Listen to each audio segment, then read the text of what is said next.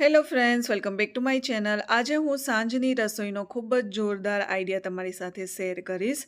આ રીતે દાળ બનાવશો તો નાનાથી લઈ મોટા સૌને ભાવશે અને શાક અને રોટલીની જરૂર પણ નહીં પડે. વિડીયોને છેલ્લે સુધી જરૂરથી જોજો. વિડીયો ગમે તો લાઇક, શેર અને ચેનલને સબસ્ક્રાઈબ જરૂરથી કરજો અને બાજુમાં આપેલા બેલ આઇકનને પણ જરૂરથી હિટ કરજો. તો ચલો રેસીપી સ્ટાર્ટ કરીએ. સૌ પ્રથમ અહીંયા તુવર દાળ લીધી છે, મગની ફોતરા વગરની દાળ લીધી છે અને મસૂર દાળ લીધી છે.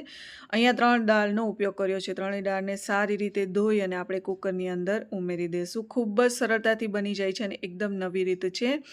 ટમેટાને અહીંયા 2 ભાગમાં કટ કરી લીધા છે. લસણ છે, મરચી છે અને ડુંગળીને આ રીતે કટ કરી લીધી છે. બધી વસ્તુને આપણે દાળની સાથે કુકરમાં ઉમેરી દઈશું. હવે આપણે એની અંદર ઉમેરીશું છીણેલું આદું. તો અહીંયા આદું આપણે ઉમેરી દેવાનું છે. આદું ઉમેરી દીધા પછી હવે આપણે અહીંયા પાણી ઉમેરીશું. તો 1 લોટા જેટલું પાણી એટલે કે 2 થી 2.5 ગ્લાસ જેટલું આપણે અહીંયા પાણી ઉમેર્યું છે.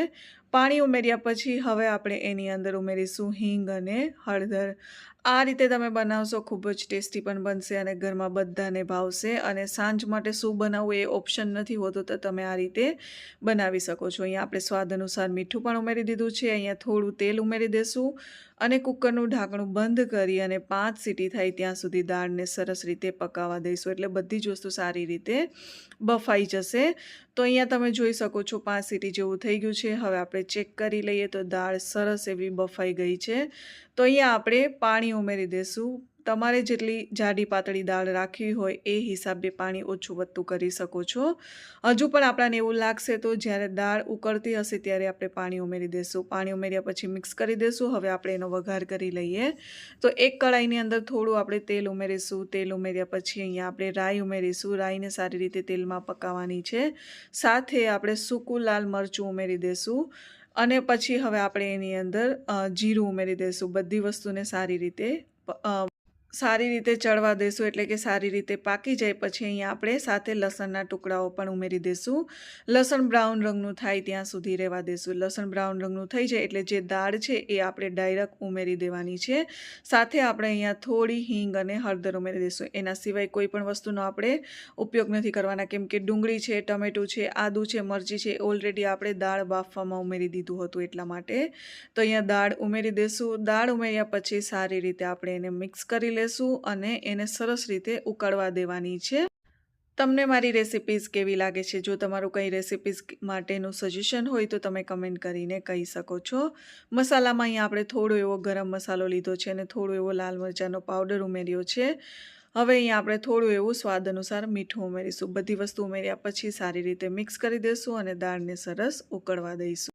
દાળ તો આપણે ઘણીવાર બનાવતા હોઈએ છીએ, પણ આ રીતે તમે મિક્સ દાળની દાળ બનાવજો, ખૂબ જ ટેસ્ટી લાગે છે. અહીંયા થોડી દાળ ઘટ લાગતી હતી, એટલે કે દાળ થોડી ઘાટી હતી, એટલે આપણે અહીંયા પાણી ઉમેરી દીધું છે. જો તમને ઘાટી દાળ ભાવતી હોય તો તમે એ હિસાબે રાખી શકો છો. પાણી ઉમેર્યા પછી દાળને મિક્સ કરી દઈશું. તો અહીંયા તમે જોઈ શકો છો ધીમે ધીમે દાળ સરસ ઉકળવા લાગી છે. સાથે આપણે અહીંયા ગાર્નિશિંગ માટે ધાણાભાજી ઉમેરી દઈશું અને મિક્સ કરી દઈશું. એકવાર સરસ રીતે દાળ ઉકળી જાય એટલે આપણે ગેસ બંધ કરી લીંબુનો રસ ઉમેરી દઈશું, એટલે દાળ સરસ તૈયાર થઈ જશે. તો અહીંયા દાળ સરસ એવી ઉકળી ગઈ છે. તો હવે લાસ્ટમાં લીંબુનો રસ આપણે ઉમેરી દઈએ. લીંબુનો રસ ઉમેર્યા પછી મિક્સ કરી દેવાની છે અને એક આપણે સર્વ કરી લઈશું.